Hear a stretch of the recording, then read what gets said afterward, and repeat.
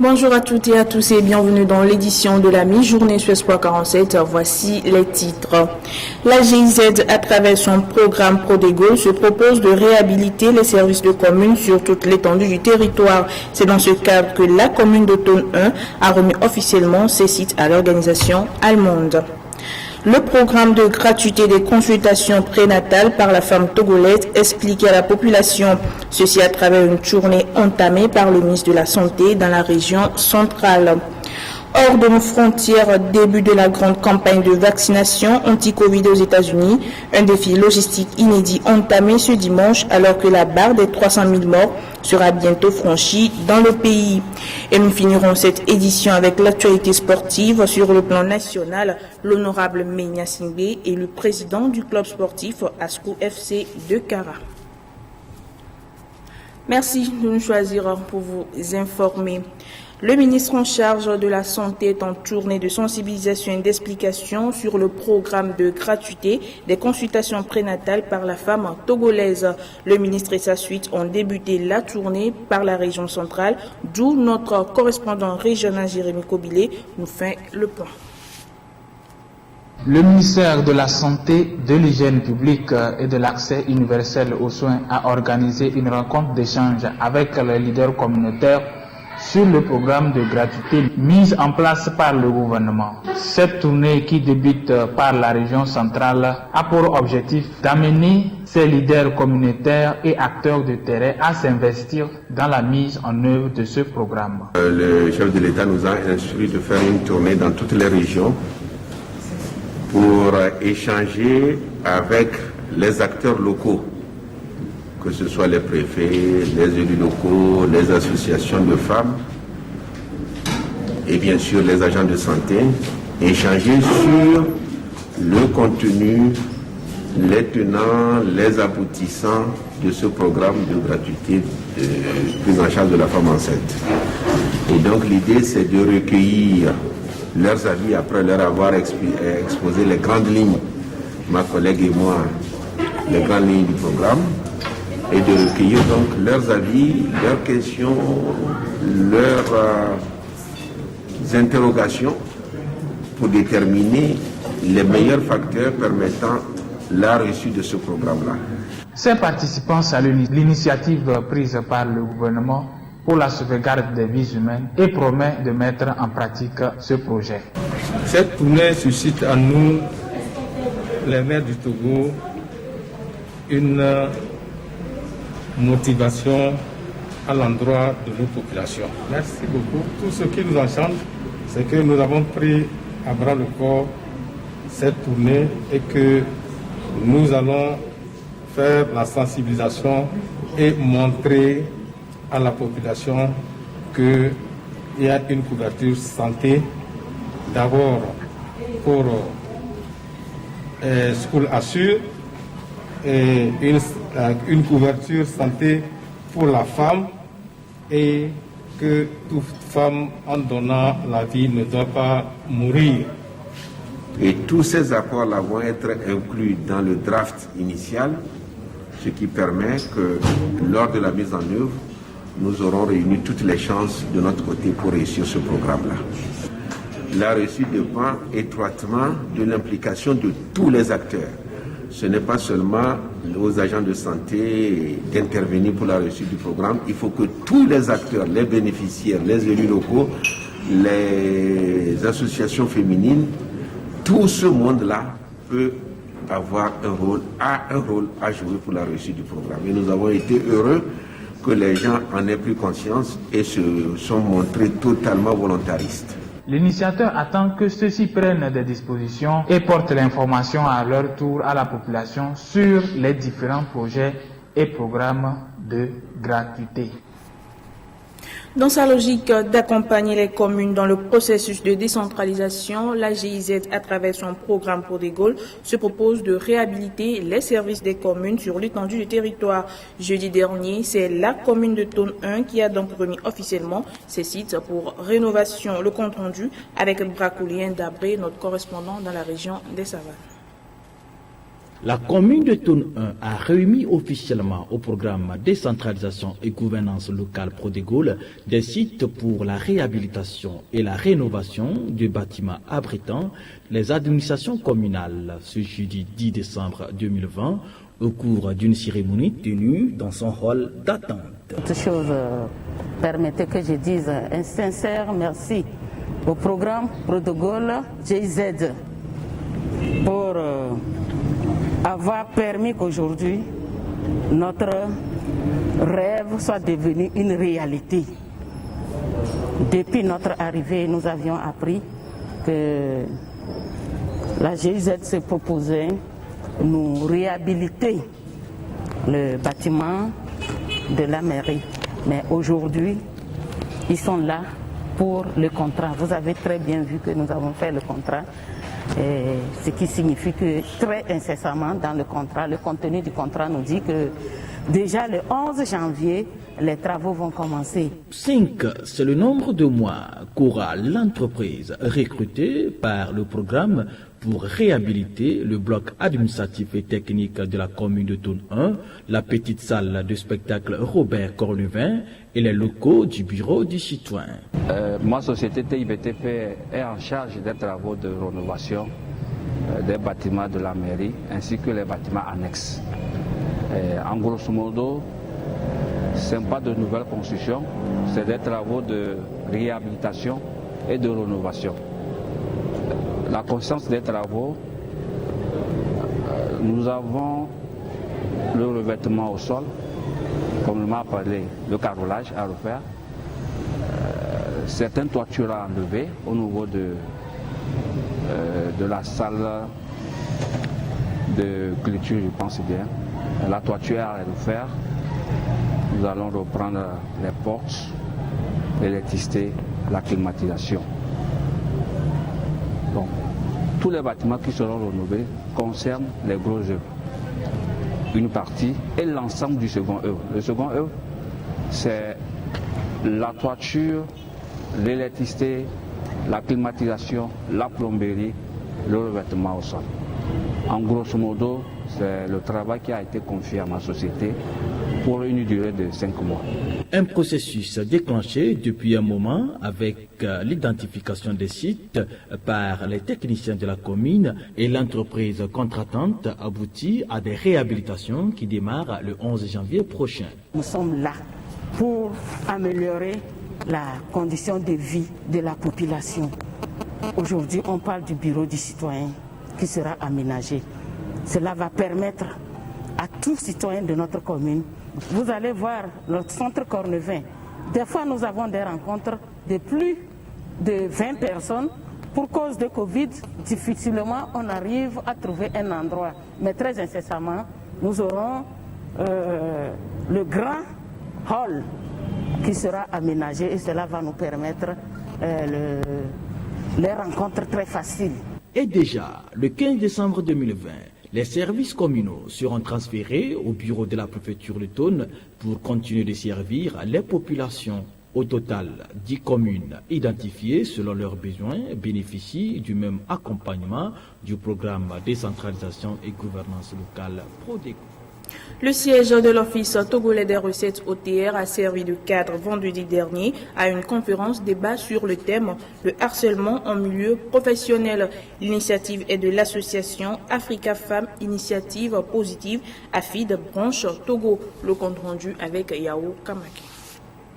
Africa Femmes Initiative Positive AFIP Togo et l'Office togolais des recettes OTR en guerre contre le harcèlement sexuel en milieu de travail, la conférence débat sur la thématique a regroupé, outre les agents de l'OTR et les membres de AFIP Togo, les professionnels des médias. Les échanges ont tourné autour de la nature et les diverses formes du phénomène en milieu de travail. Au cours de cette conférence, nous avons amené tout le monde à comprendre ce que c'est que un harcèlement, c'est une violence. La drague n'est pas une violence, c'est une relation, disons, consentie, tandis que le harcèlement, c'est une contrainte physique ou morale ou sexuelle imposée à l'autre contre son gré et qui peut entraîner des dommages sur la santé physique, la santé mentale, et même ceci peut avoir une répercussion sur le rendement au travail et sur la société tout entière. Cette activité de AFIP Togo entre dans le cadre de la Journée internationale pour l'élimination de la violence à l'égard des femmes et des jeunes filles, célébrée le 25 novembre de chaque année, suivie de 16 jours d'activisme pour lutter contre les violences basées sur le genre. L'occasion a été aussi pour l'assistance de connaître les dispositions à prendre pour prévenir le mal et orienter les éventuelles victimes. Il faut les prévenir.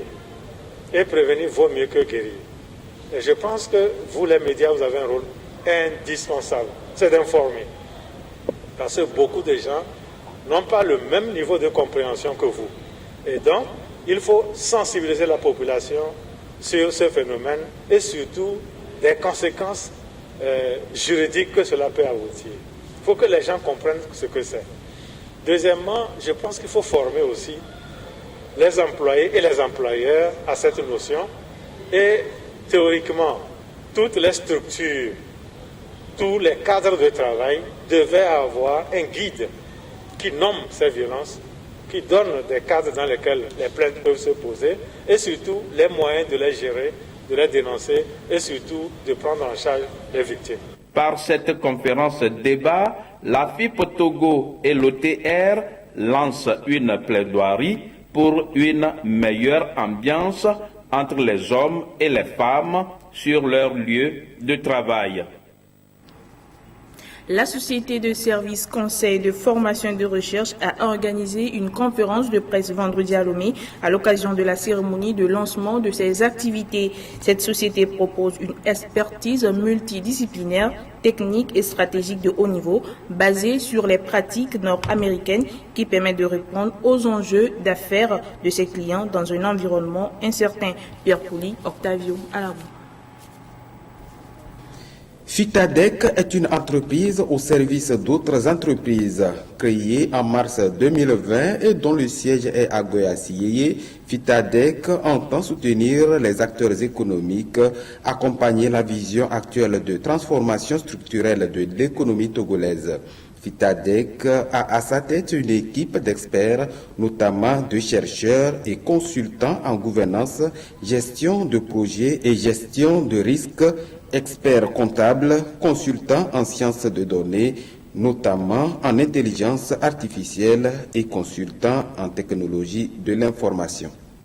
FITADEC a pour objectif d'offrir 3 services principaux. Les services conseils, la formation de pointe de haut niveau et les études et recherches. FITADEC est une recherche pour accompagner les universités et les organisations publiques et privées. En un mot, FITADEC veut contribuer à l'amélioration ou bien à la transformation de l'économie togolaise en accompagnant les acteurs, les décideurs, à leur donner des outils nécessaires pour une prise de décision adéquate et qui va contribuer à l'atteinte de leurs objectifs. La création de FITADEC est partie d'un constat. Les modèles utilisés aujourd'hui dans notre pays sont plus ou moins dépassés. D'où la nécessité de proposer des solutions ou des outils nord-américains pour accompagner les acteurs économiques de notre pays. Nous avons, de par nos voyages, nos vacances en venant au pays il y a 5 ou 6 ans et les dernières années, nous avons vu une certaine volonté des acteurs politiques et économiques de transformer radicalement l'économie togolaise. En discutant avec ces acteurs, ça nous a interpellés pour mettre nos compétences à disposition des acteurs économiques et des acteurs organisationnels du pays. Et cet objectif que nous avons et ce contrat que nous avions en discutant avec ces acteurs, qu'il y a un écart de compétences, il y a un écart au niveau des outils utilisés pour une prise de décision optimale et il y a un écart au niveau des ressources. Donc, dans cette optique, nous qui sommes de l'autre côté, qui avons eu la chance de participer à l'économie nord-américaine à un niveau assez élevé, en intervenant dans les universités et en accompagnant par exemple les organisations de taille assez importante. Nous nous sommes dit qu'il est temps de revenir ici au pays, ou le pays qui nous a vu naître, de contribuer ou de donner en retour ces expertises.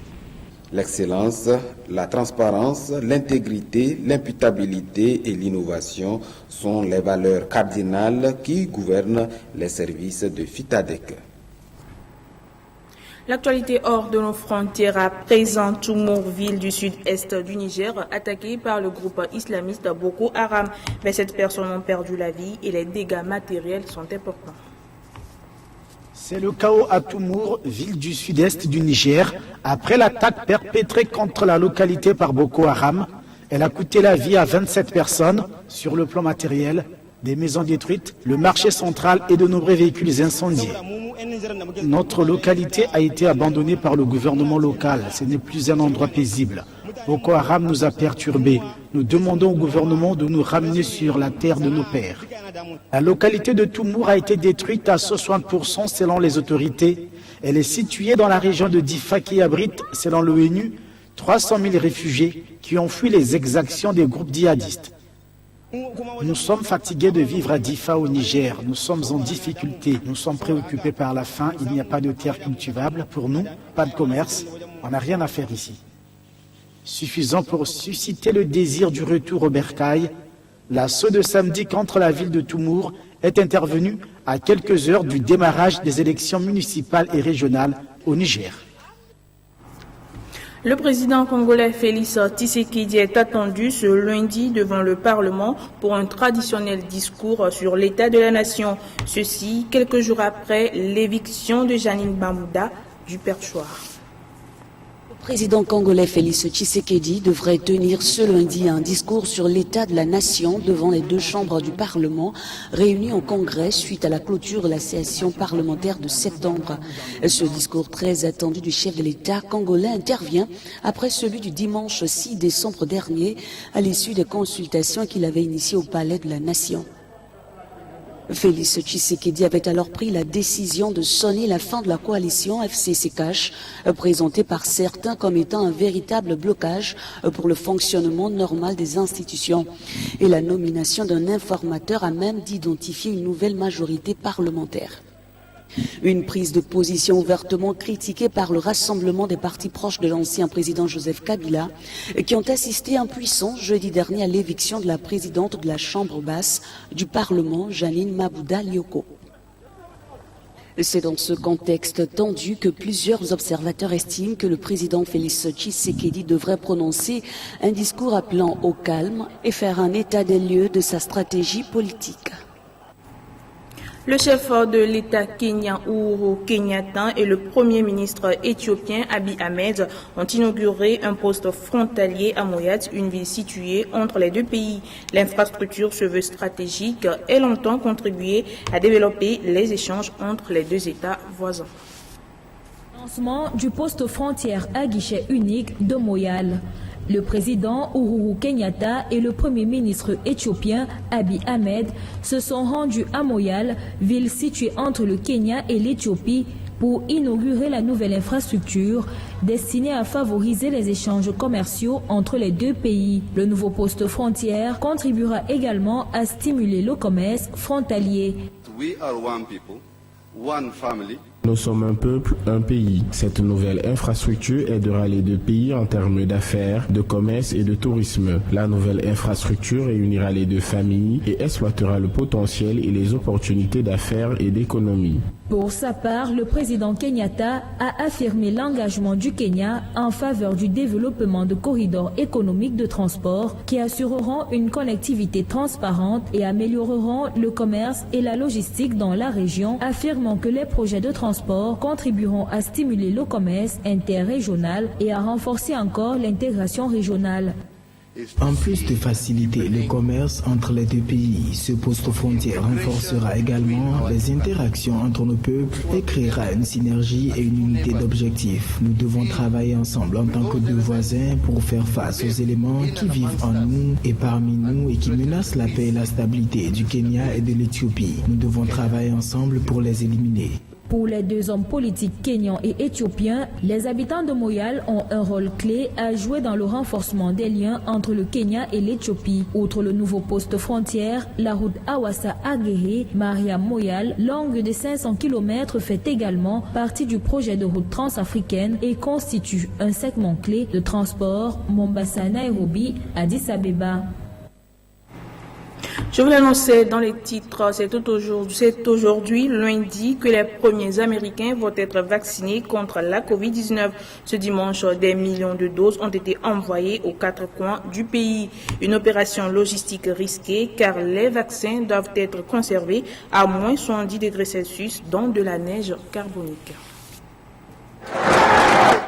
L'émotion et la joie. Ces employés de l'usine Pfizer applaudissent leurs collègues qui viennent de terminer l'envoi des premiers vaccins contre le coronavirus fabriqués ici.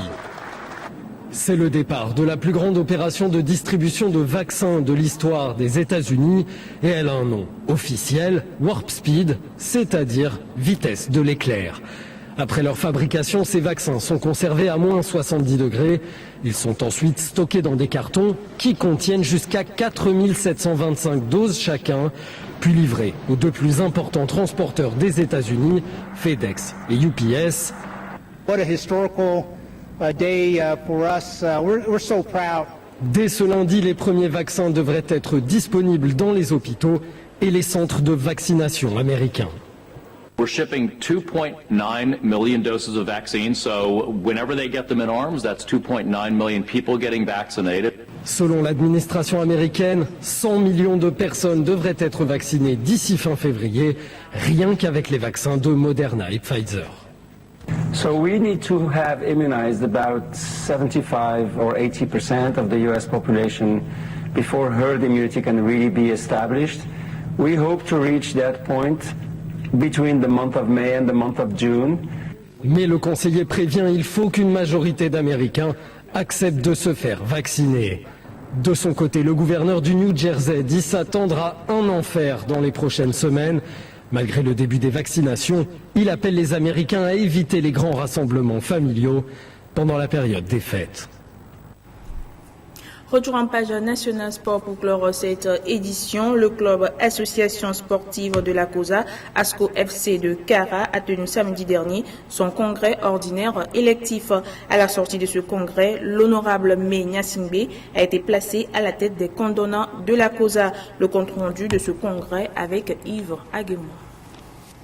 L'association sportive de la COSA, ASCO de Kara, a un nouveau président en la personne de l'honorable Mé Nyasingbe. Il a été élu à l'unanimité lors du congrès ordinaire électif des condonnants de la COSA qui s'est tenu samedi dernier au palais des congrès de Kara. Comme ce fut présenté dans notre projet émergence, nous pensons dans un premier temps déjà structurer ce club, en faire un club moderne, avec un siège, avec des infrastructures, avec une organisation répondant aux normes et aux exigences du football moderne. Je suis particulièrement ému, j'ai conscience de l'importance de cette mission, de la lourdeur de cette charge, mais c'est avec beaucoup d'excitation et beaucoup d'ambition que je compte relever ce défi. Le défi qui attend le nouveau président des condonnants de la COSA est immense, d'autant plus que le club a été sacré champion de la saison 2019-2020 et a donc participé aux préliminaires de la Ligue des champions africaine. Notre objectif est de rejouer cette compétition le plus vite possible. Cela passe par un titre de champion du Togo que nous essayerons de jouer afin de porter encore plus haut l'étendard de notre club sur la scène continentale l'année prochaine. La liste émergence qui sera dirigée par le président Mé Nyasingbe est composée de 12 membres. Fin encore de cette édition. Merci de l'avoir suivi. Restez en compagnie de nos programmes.